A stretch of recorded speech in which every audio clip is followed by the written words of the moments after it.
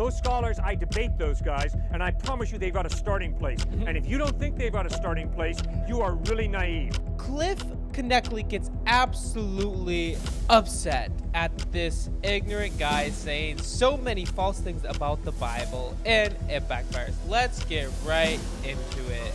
I do suppose that I haven't looked farther enough into the exact evidences of the Bible, but I will say that I have read from historians that most historians who aren't innately biased towards Christianity or who aren't Christian historians will bring up a lot of discrepancies between the holy text of the Bible, both the Old and New Testament, and I tend to trust the intellectuals and scholars who don't start from the position of belief and then move from there. But let's...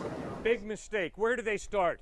Those scholars, I debate those guys, and I promise you they've got a starting place. And if you don't think they've got a starting place, you are really naive. Because I debate them on a regular basis. People don't need to prove the unreliability of the text. That's not my point. It's the text needs to prove its own reliability. I agree with you. That's why you got to have tests. That's why there needs to be evidence of something. That's right. That's why you got to have tests to determine historicity. And if the document fails the test, lacks the evidence, you reject it. But if it passes the test, you accept it. Don't you guys think that way in life? Let's look at the document. Right. Do you have you ever heard about how the Gospels? Most historians would say that the Gospels have an incorrect interpretation of how the political climate of Jerusalem was at that time. Really? What do the Gospels tell you about the political climate in Jerusalem? They say it was a capital, which it was not. Capital of what? What do the Gospels say Jerusalem was a capital of? I'm not aware of it, so please tell me.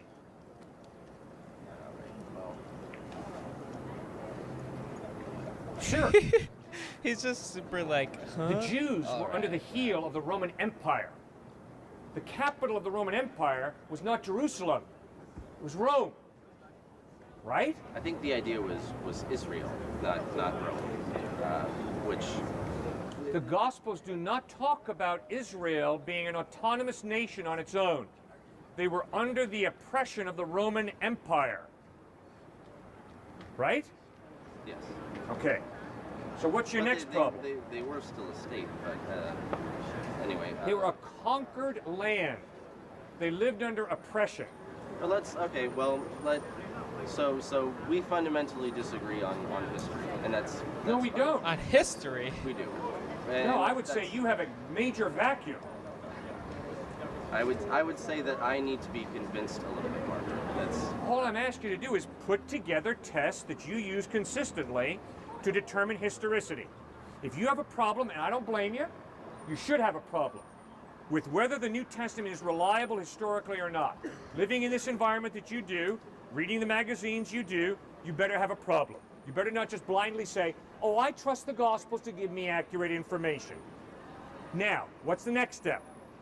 When you got problems with historicity, you better put together some reasonable tests that you use consistently to determine historicity. That's intellectual honesty. That's doing your homework. what is your solution to an unbiased position then? The solution is we all have biases. We all have biases. Now, an honest intellectual is someone who seeks to be as objective as they are able to be, which means you better start by acknowledging your biases, and I better start by acknowledging my biases. Then you put together realistic tests that you use to determine truth. And then you start going through the options, finding out, does the evidence point to this being reliable or does it not? It's that simple. And that is what I would say most historians do. People often try and say that secularism is innately a biased starting point to look at things like science or history, and I've never understood that because... I mean, how can you say it's not a bias point? If you don't believe in God or you don't believe in any supernatural thing, of course you're not going to believe that Jesus did rise from the dead, because you need to at first admit that there is something supernatural going on, something crazy. There are crazier miracles than someone rising from the dead. Secularism, by definition, is lack of belief. If it's not even atheism. Secularism is you don't take into account any form of religious or worldview beliefs when you look at evidential information. And Sir, that is such a crock, it's scary. I was at Stanford, in a room packed with Stanford University faculty. And I looked all of them in the face and I said, you know, there's something I don't agree with you guys on, and that you're just purely objective. You know just as well as I do that you have your presuppositions the same way I got my presuppositions. And this myth of being totally objective, and I'm just a secular person without any beliefs, is a total lie. They all just sat there. But I really respect two of them. They followed me out and took me into the kitchen, and they grilled me and they smashed my head with a lot of hard arguments. Smashed his head. And I love those guys. And they totally disagreed with me. But at least they showed their cards. They didn't get behind this myth of total objectivity, total neutrality, and I just sort of don't really believe anything, and I just go by the seat of my pants. Well, no. That's I'm rubbish. not saying that Total these people rubbish. don't have beliefs. They obviously have beliefs. Obviously, we all have beliefs. That's Yes, correct. everyone does have a belief, but Yep. that doesn't mean that you have to tackle an issue from the perspective of your belief. Yeah, but I can promise you, if you stand here and say, well, Cliffe, the reason I can't accept the Gospels as reliable is because there are a lot of intelligent religion professors and historians who think the Gospels are rubbish, you are a naive, gullible puppy. Those professors have agendas, and you better watch out. I debate them. All right, one of the best known ones is Bart Ehrman, right? He had a New York Times best-selling book, Misquoting Jesus. He's head of the religion department at UNC Chapel Hill. And I debated the guy at Duke. I had lunch with him before our debate. I can promise you, sir, if you don't think he has some deeply held presuppositions, some deep emotional reactions to conservative, narrow-minded Christianity, you are out to lunch. Because he shared them with me. He sat there and said, Cliffe, I used to be a more conservative Christian than you. I said, really, Bart? Well, what happened? And he began to chronicle what happened. And it was embarrassing. And then when I debated the guy at Duke, I mean, gosh, he was pulling stuff off the wall. It's scary. Now, he's a very good scholar, but so many of these presuppositions that he has kicks in big time when it comes to his analysis of the New Testament. It's amazing. I feel like a lot of people who don't believe in God think that they don't have some presupposition for what they believe for the evidence. The same thing, like Corb says, you can't start with an answer and look for evidence to fit it. I feel like, though, atheists do the same thing, and that's just as big of a problem. Welcome. Positions would you say that he has? You know why the New Testament is false? Because miracles are there. Sir, that has nothing to do with history. That has everything to do with philosophy. A philosophy that says naturalism is true, and therefore, if any document includes any miracle, it's obviously false. That's a classic example of a presupposition totally clouding the issue. That's a great point to bring up. That the interpretation of history really does demand that people don't take seriously the accounts of magic or miracles or anything of the kind. That's how we interpret all other cultures and all other types of history. If you look at... I don't. I am totally open to the miraculous. Why? Because there's a supernatural God. And if there's a supernatural God, miracles are not irrational, miracles are possible. Now, obviously some miracles can be false claims, can be trumped up emotionalism, but if there is a supernatural God, it makes total sense for there to be a miracle. No supernatural God, miracles do not happen, obviously. That's, again, you have to have the presupposition that there is a supernatural God in order to even consider. You just have to be open to the possibility. You have to be open to the possibility that if there's a supernatural God, miracles are not irrational. If there is no supernatural God, miracles are stupid. They obviously don't happen. I would say that there's a hypocrisy then to the way that probably even you would look at different historical events. I sincerely doubt that you have taken the claims of the ancient Greeks or miracle or supernatural claims of the Christian religion or the Christian doctrine. I doubt that you've gone into half the detail trying to get around the idea of miracles in other. All right, well then let me tell you what I do. I am convinced that in Hinduism and in Islam, miracles have occurred. I think there's a lot of good solid evidence that miracles have occurred. There you go, Corpse. He believes that miracles have occurred in those other religions. In India, in the context of Hinduism, and in the Arab world, within the context of Islam. I think that miracles have occurred. People have written about them, chronicled them. I think they've occurred. And so why are you a Christian and not a Muslim or a... Okay, before he finishes this, it's so important to realize that in the day-to-day life, have you seen some pretty wacky, crazy things happen? Have you seen evil? Have you seen supernatural? Have you seen, when you hear of haunted houses or ghosts or like deep, dark things happening that you can't explain, I think we eventually have to admit that there's things that we can't explain, which brings up the supernatural.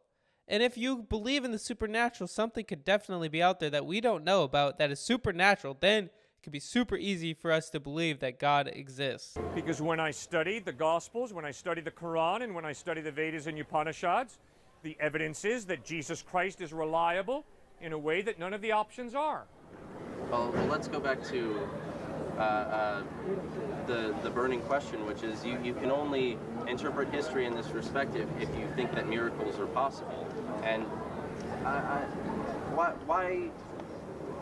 it's an affront to reason to think that miracles could be possible based only off the testimony of other people. There's your bias right there. That's You have adopted a philosophical position of naturalism, which teaches you miracles are impossible because there's no supernatural God. And you're right. If there is no supernatural God, miracles are impossible. I was not taught that miracles... You have adopted that philosophical position.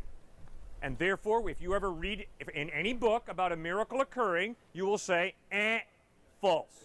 I won't say that that all of the events are innately false, but miracles historically, like every single time that we get to the bottom of what has happened in a scenario where people claim a miracle has happened, there has always been a naturalist explanation. Always. 100%. It's either the... Well, sure. You can always say to someone, you were deluded. You were hallucinating. You can always play that psychological game. It's not even you can say that. It's every time that there has been a definitive answer, it's been proven that it's been natural. Oh, no. Yes. No. So nobody has disproven the resurrection of Christ, I can promise you. No. I'm not saying that every single case of a miracle has been proven to be false. I'm saying that every single time a miracle has had a definitive proven answer, like every time that we can put to rest the debate about a miracle, it's always been on the side of naturalism. So yes, there are miracles out there where the question's still up in the air, and there's still a debate to be had about that. But every time that a debate is put to rest, 100%, it is always on the side of naturalism. A perfect example would be like Pentecostal churches. There was a huge debate about, there was this one Pentecostal church that they'd have people that would come into the audience, and the pastor would be up there and he'd say, oh, well, there's someone in here who has a tumor on their back and they need healing, and the person would stand up and say, yes, it was me. The debate was up in the air, and so you really couldn't say which way would happen depending on what your philosophy of miracles was. But what happened when they finally definitively proved what happened, it was the guy had an earpiece, and they had people out in the audience that were gathering information and would send it to him during the thing. I studied that. That's not a very good argument. Come on. There's so many things that happen that doctors can't even explain. A lot of healings, like we learned that Wes Huff, he couldn't walk. He was paralyzed from the waist and down, and all of a sudden he couldn't walk, and no one could explain why. There's things that we can't explain all the time. And of course, there even are things we can understand maybe how it happened, but we don't know what made it happen. Yesterday, my son told me all about it. Yeah, the Pretty sad, isn't it? It is pretty sad. Pretty deceptive, Yep. pretty quirky, pretty evil, I would say. It's crass manipulation of people through emotionalism. So you better not buy that. That is why I'm not asking you to accept Jesus because of someone's experience, because you never know what they've experienced, whether they're lying or not. That's why I've pressed you hard. Put together tests, reasonable tests that you use to determine historical reliability. Read the Gospels, pass the Gospels through those tests, and then ask yourself, if the Gospels do pass your tests of historical reliability, does the historical evidence point to Christ being reliable? Okay, but you've said, we basically made it to a point where we've said that it just depends on your interpretation based on philosophy, so let's debate philosophy. I do happen to believe in the naturalist philosophy, and I believe that based on the reasons that I've said, that the only definitive things that we've been able to prove or find out have always been naturalistic. Yes, if an issue is left uncertain, yes, there is still a potential debate to be had about it, no matter what. Even if it's 100% false, you can still debate something that's not true. But every single time that there has been a definitive truth made about an issue like that, it's been on the side of naturalism. That's because I would say sometimes God says yes, and then sometimes God says no. What do you think? So let's just go back, since you originally were talking about manuscripts. We'll go back to the realism I see in scriptures, and we'll apply this to miracles. C.S. Lewis, one of the best literary critics to have ever lived, He's arguably, I like him. arguably, Yeah, said that it is impossible for basically the Gospels to have been written in such a way that was mythical and fallacious because of embarrassing details, for example. You have the disciples doubting Christ's divinity. You have Peter being told by Christ that he's Satan. You have many people doubting the resurrection. Then you have women showing up to the tomb when women's testimony would be thrown out immediately in court, right? Then you have in Matthew 28, some miracles, and most of the followers of Christ, even his closest buddies, doubted. Then you have his brothers. James, for example, he didn't even believe in Christ until after the resurrection. Why, from a literary standpoint, would that be in there? C.S. Lewis, I'm not a literary critic myself, but I will say C.S. Lewis and many other literary critics have said that that would be thousands of years ahead of the time in terms of adding embarrassing details in there. So, if they wrote it, which I'm still not convinced, along with many other historians, that they were the actual people who wrote these documents. And in fact, that would make sense, actually, from the perspective of if it was someone else. Okay, so I'm bringing up that point. Second point would be, if you're completely doubting the miraculous, again, your naturalism, that's another bias right there, right? Because automatically naturalism, when it comes to studying a historical ancient manuscript, if you're going to look at the Bible, your supernaturalistic understanding, which you completely discount, you're right. If you have no basis there, then certainly you're going to discount the resurrection, a belief in God. My second piece, though, would be what many literary critics, I'll cite N.T. Wright, who is arguably, again, the best New Testament scholar alive today. And he talked over in England about how many literary critics, especially on the liberal side, went into liberal theology. This is just a bias. This is just a bias from their standpoint. The liberal theology started because these critics did not like Scripture's teaching on the sexual ethic. And I don't blame them. Why not strip the Bible of its supernaturalism if you disagree with the sexual ethic? So again, there's two biases. Then my third and final point is, have you been to Haiti? Have you been to Latin America? Have you been to Africa? Have you been to any of these areas? If you go over there and start telling people that miracles are false, you will have millions, not thousands, millions disagreeing with you. So that is a very Western idea. And I'm with you, though. I am with you. My charismatic friends have to drag me to healings, literally drag me. So I am with you. But again, if you look at the historical reliability of the resurrection, right? And you grant that there could be a God, then you have to be open to the possibility of miracles. You- Can I throw in something there?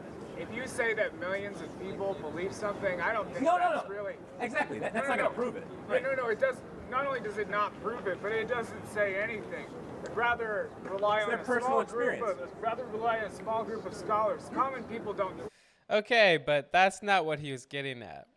We have seen so much more evidences or miracles taking place in third world countries. Is it because of the unbelief in Western society, or is it because of the accessibility to doctors where now we don't need as much miracles, therefore we don't have as much faith? Right. Say millions of people believe something. Yeah, maybe they were brainwashed into believing it. Good. You know? Yeah. I'm saying I that's, agree. that's not a good point of evidence. Have you seen the book, what is it, Extraordinary Delusions and the Madness of Crowds? What is it called? Popular Delusions and the Madness of Crowds, which shows that throughout history, people have believed crazy things. Yep. And Because- I'm dubious myself. So, Yep. imagine if you're having a big party and everyone's drinking, doing some acid or whatever, and Acid. Tommy claims that, Tommy claims that Jimmy, he died and he's going to be resurrected. I mean, it's real easy to get a bunch of people to believe some crazy stuff and then to repeat that story because it's a fun story, and people like it. I have a Totally hard in time agreement. with that. And I would have hallucinations, a yeah. damn hard Delusions time. are real.